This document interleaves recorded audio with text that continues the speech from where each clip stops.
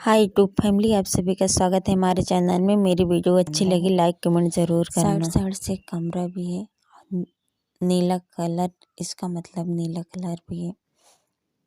और बाकी जो अंदर कलर है वो भी बहुत ज़्यादा सुंदर है और आगे से नीला ही कलर है। यहाँ पे देख सकते हैं ये खिड़कियाँ भी बहुत ज़्यादा खूबसूरत बनाया गया है।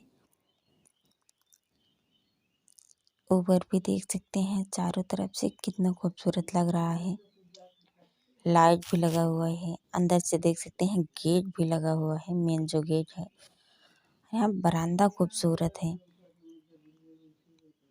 बैठने उठने के लिए बहुत ज़्यादा खूबसूरत है।